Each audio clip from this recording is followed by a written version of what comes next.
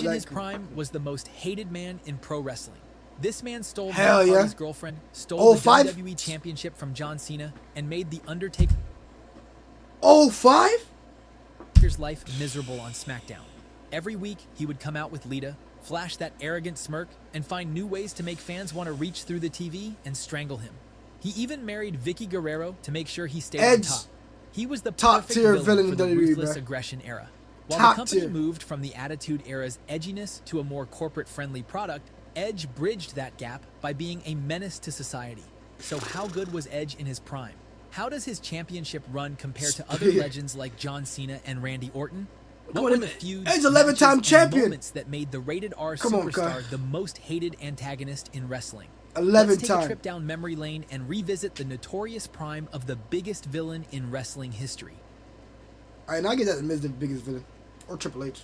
Our story starts in 2005. Edge had just won the first ever Money in the Bank ladder match at WrestleMania 21, which meant he could cash in his guaranteed world title shot at any place, anytime over the next year. But before he could think about championships, he had to deal with the most personal feud of his career. Edge had begun a real-life relationship with Lita, who was Matt Hardy's girlfriend. When their affair became public, WWE initially released Matt Hardy, thinking the situation was too messy to handle. But the controversy created such a buzz that they eventually brought Hardy back for what became the most emotionally charged feud in years. When Hardy made his surprise return on an episode of Raw in July and attacked Edge, the entire arena was stunned. The whole arena was shocked by his real name and issued threats that blurred the lines between reality and kayfabe. Over the next few months, Edge would mock Hardy, taunt him for stealing his girl, attack him from behind, and make out with his ex-girlfriend on global TV. I don't know how Matt could just stand there and take that level of disrespect. Edge's victory came after Hardy suffered excessive blood loss and couldn't continue. But it was the vicious attack with steel steps on Raw that truly showcased Edge's evolution into wrestling's most despicable villain. The street fight on Raw that ended in a no contest when Hardy performed a side effect off the entrance ramp showed both. I love that move, bro. I love the side effect. But a side effect is such a nice, clean-looking move, bro. It looks so clean, bro.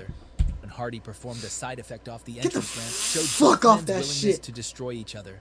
Their steel cage match at Unforgiven gave Hardy his revenge. I'm gonna broke his tailbone with that. Ladder match provided the climax to their saga. Edge's victory. I don't want. I ain't glad. I would not want that hoe to touch me, bro. I'm like, bro, no, no. As soon as she started wrapping herself around me, fuck off me, Lita. Fuck you mean, nigga? I'm going off the script, nigga. The fuck? I'm going clean off the script. Cheating on me with Edge, and he gonna hold me down so I can see this man win the goddamn Money in the Bank? No!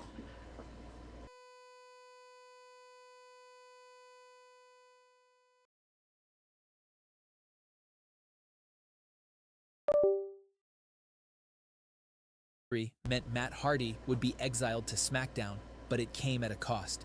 During the match, Edge legitimately tore his pectoralis major muscle, forcing him to the sidelines for months.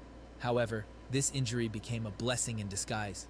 Edge debuted the Cutting Edge talk show, which was perfect for his character development. No longer just a high-flying pretty boy, he transformed into the rated R superstar, arrogant, manipulative, and utterly convinced of his own superiority. By early 2006, Edge had evolved from ladder match specialist into WWE's premier villain. His Money in the Bank briefcase sat waiting, and John Cena's championship reign was about to face its greatest threat. No cap. The man just came from a grueling match in the Elimination Chamber, bruh. Winning the match. Bleeding and all, my nigga. Bleaking. You think you know me?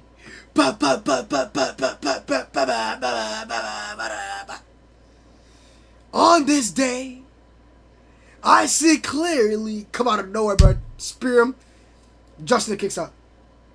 At New Year's Revolution, Cena had just survived a brutal elimination chamber match. He retained his WWE Championship in a bloody war that left him completely exhausted. Then Vince McMahon's music hit, and WWE history changed forever. Edge cashed in his Money in the Bank contract, and 2 spears later, wrestling had its most hated champion. The timing was perfect, and perfectly despicable. Edge had waited for the ideal moment when the champion was at his most vulnerable. The live sex celebration with Lita on Raw became legendary for all the wrong reasons. Edge and Lita's bedroom antics in the middle of the ring earned Raw a 5.2 rating, the highest in over a year, but also established Edge as someone willing to cross any line for attention. I got Edge was going crazy. You can create your own website by saying, this is Mind what you, I want. With Wix, you can. I was only 2 years old. First up, Edge's first title reign was brief, but that's how much you know about the extensive research, nigga. Like, bro, what the fuck, nigga? I was only 2 years old, nigga. I know what's going on, nigga. I don't remember watching it, but I know I did watch these. I did watch these. I can't lie. I did watch these like over time. Watched it like I had to. Over Ric Flair and his eventual loss get my back day to knowledge Cena up, at bro. the Royal Rumble. Like, I know too much about this shit. Like, bruh.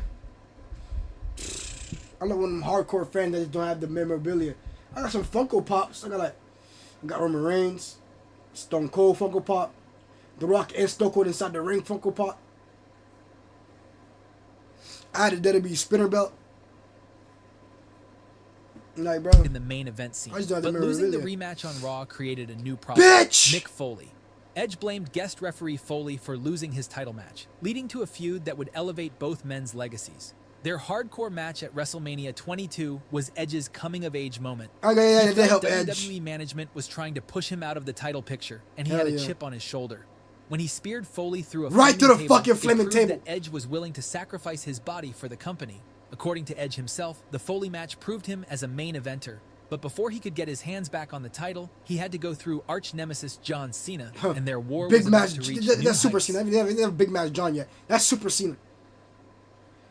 Edge reignited Execution. his feud with Cena at ECW One Night Stand by interfering in the WWE Championship match and costing Cena the title. When Edge won the WWE Championship on the July 3rd episode of Raw in a triple threat match, it was his reward for putting his body on the line for the company. This was his second reign, and this time he was determined to prove it wasn't a fluke. His feud with Cena reached a new level of personal hatred that went beyond typical wrestling rivalries. Black eye. Edge and Lita disposed of Cena's beloved Spinner Championship belt in Long Island Sound and replaced it with Edge's custom rated R version. But soon after, Edge crossed a line that transformed their rivalry from professional to genuinely personal. When he invaded Cena's home and slapped John Cena's father, it showed that the rated... Why does Cena's dad always getting his ass whooped? That man always getting his ass trees, bruh. Fuck. How much you finna get your ass beat up?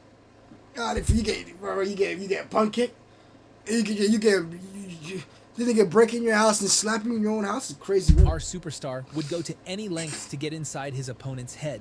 Their matches throughout the summer showcased two completely different wrestling philosophies. Cena represented the never-give-up hero who overcame odds through determination and heart. Edge was the slimy, calculated villain who used every underhanded tactic. Edge was fell in that spear. Edge was the slimy, calculated villain who used every underhanded tactic imaginable to retain his championship. At SummerSlam, Edge's victory proved he would do anything to stay on top. The feud culminated at Unforgiven in Edge's hometown of Toronto. The TLC match was brutal and personal, with both men using tables, ladders, and chairs to destroy each other. When Cena finally hit the FU through two tables and regained his championship, it marked the end of one of the most heated feuds of the Ruthless Aggression era. Edge had lost his title, but he'd proven something more important. He belonged in the main event He's the main eventer. Biggest star. However, losing the title didn't mean Edge's run as a villain was coming to end. In fact, he was just getting started. An alliance of demons was about to form that would terrorize Monday Night Raw for months. KO. But after his loss to Cena, Edge formed an alliance with Randy Orton and created WWE's most dangerous heel duo. Rated RKO wasn't just another tag team. They were legit menace to society. Their mission was simple: eliminate D-Generation X and anyone else who stood in their way. Every time, together, they put legends like Ric Flair and Roddy Piper on the shelf, made life miserable for Triple H and Shawn Michaels, and terrorized Monday Night Raw.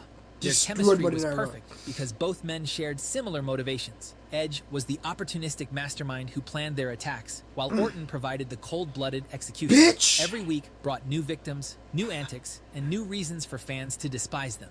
Their victory over DX at Cyber Sunday proved they could back up their words in the ring. When they defeated Ric Flair and Roddy Piper to win the World Tag Team Championship, it proved they could beat legends from any era. The Survivor Series clean sweep by Team DX was a rare setback, but it only made Rated RKO more dangerous. Their response was to escalate the violence and put Ric Flair on the shelf. Their performance in the 2007 Royal Rumble showcased just how dangerous the duo was.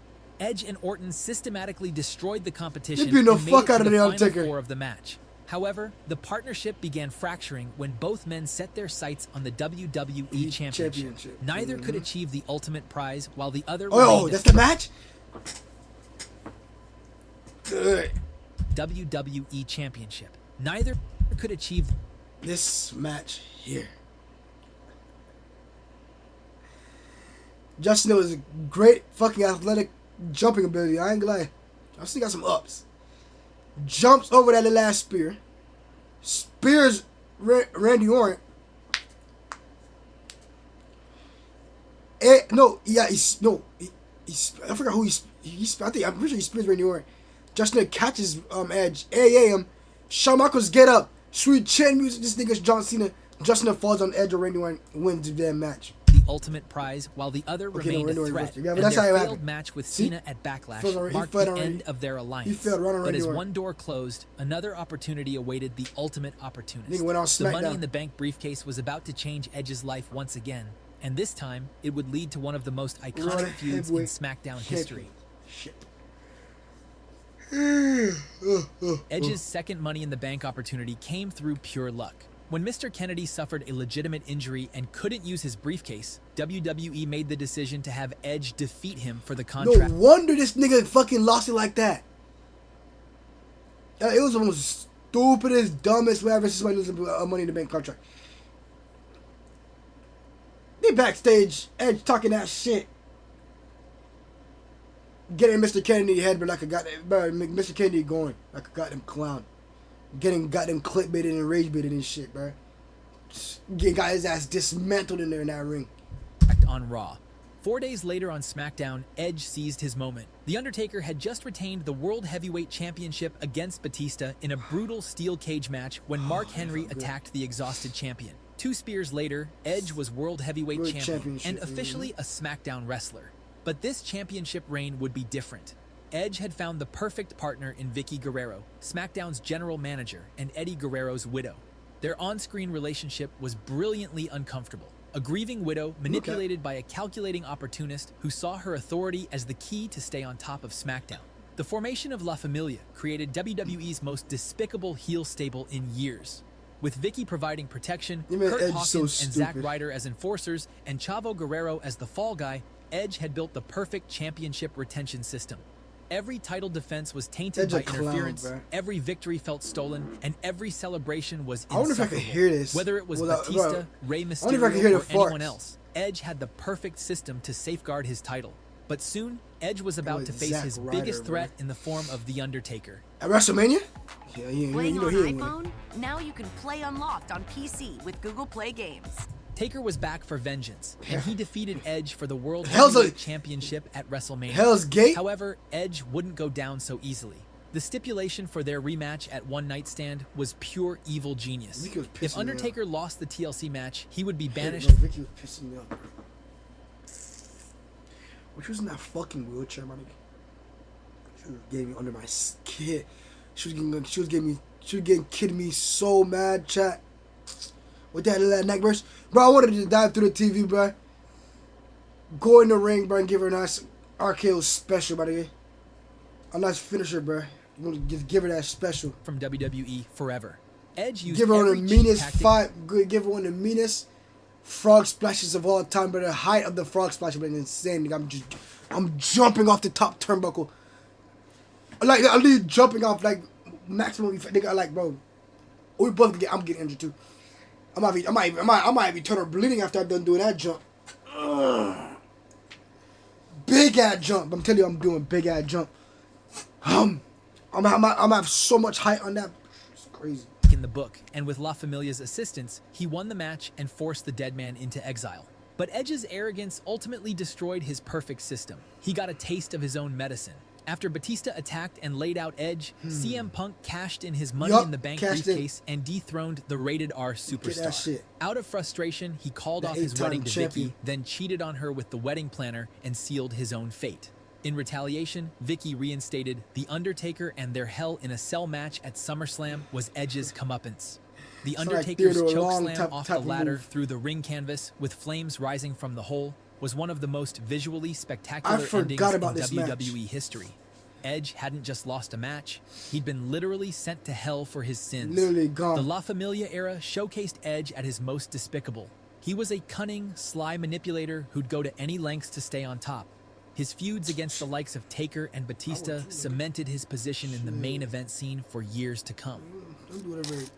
After this, Edge would go on to have more epic feuds and championship runs. But the physical toll of his high-impact style was becoming undeniable. He would be forced into retirement in 2011, but make he's a high flyer, man.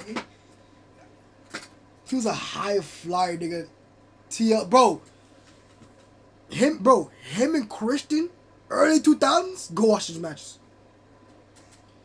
Go watch those matches and see what you gonna see what I'm talking about with this nigga Edge, bro. It was insane, man. Insane. His comeback in 2020, going on to headline WrestleMania before signing with AEW. Today, Edge is a respected veteran. He is a WWE. Like, cuz this man, bro. Like, I got you. Stopping it, bro. These niggas, bro, in 2000s, bro. Go watch SmackDown 2000, Raw 2000. Oh, you can see these niggas going insane ladder matches. Bro, that's when the Dudley Boys was there, bro. And them tables were the tables were there, my nigga. It doesn't matter who you are, nigga. You could be an old and young mate. Nigga, you getting put through that table, my nigga. Bruh, them Dudley Boys put them through the table, through ladders, motherfucker. Like, bruh, they put Lita through a table, Tori through a table, Trish, bro. WWE Hall of Famer, a multi-time world champion, and one of the most well-known names in wrestling history. Hell yeah. But his incredible 3-year run from 2005 to 2008 was what established his legacy as one of wrestling's greatest villains. From his Money in the Bank cash-in to his destruction of Matt Hardy's personal